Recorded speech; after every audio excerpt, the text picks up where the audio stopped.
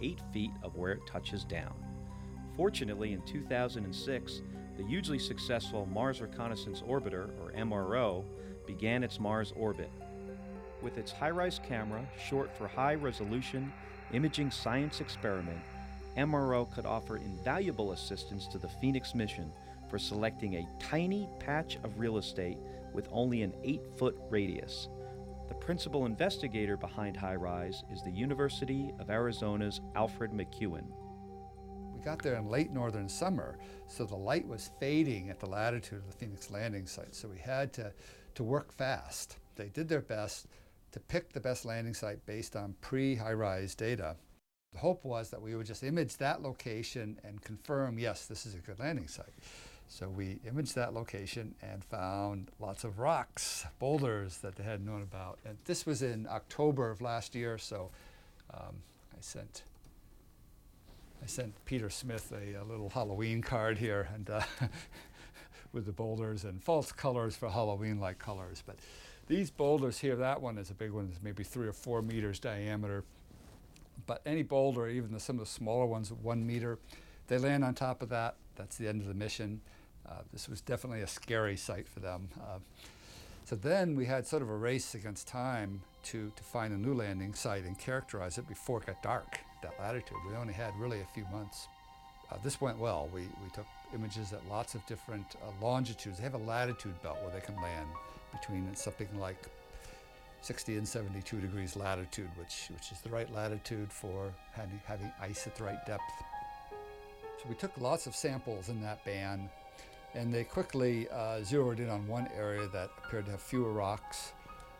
It was a different geologic unit. It was also, ironically, the spot that Peter Smith first wanted to go to when he wrote his proposal was this particular spot. Then they decided that another spot was better, mainly for science in terms of the depth of the ice. But then because of the rocks, that trumps everything. You got to land safely. So then, now they're back in that same spot, Region A they call it. Took those images and characterized that landing site pretty well, and by the end of the last year even, it was pretty clear that they were in good shape. I sent Peter a new card for Happy New Year. The Mars lander will face nighttime temperatures as low as negative 100 degrees Fahrenheit at its landing site near the northern polar region. February is a bit more hospitable in Tucson as the mission scientists gather for training, planning, and updates. Right now we are about 6 months prior to launch, and we are in the stage where all of our instruments are in their final build and test phase. And the spacecraft is fully built. And then finally, the science team's job is done after 416, and then the sequence team comes in with the spacecraft team and works on taking those inputs from our science team. We have a system of, at the very top, level 1 requirements and mission success criteria. And those are our project's agreements with NASA headquarters, where we get our funding, of what we have to do and what has to be in place in order for something to launch. Right now, it's not any good because the camera model's wrong. If one of the instruments not in that list didn't make it, that wouldn't be considered a mission-ending type of situation. An assemblage of 7 instruments will conduct the scientific experiments on Phoenix.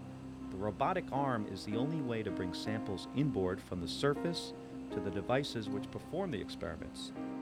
The Surface Stereoscopic Imager, the SSI, serves as the eyes of the mission.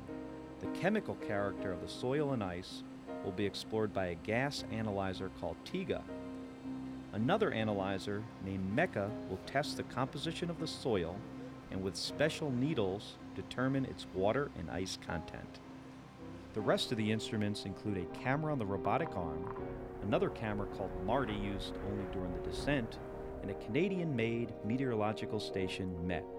The MET will peer into the atmosphere with a laser called LiDAR.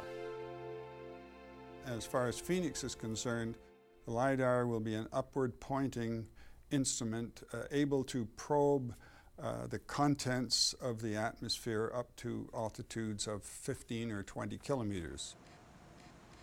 I would say virtually all the instruments on Phoenix are all based on tried and true, well-developed terrestrial-based technology in the lab or on field applications in terrestrial applications.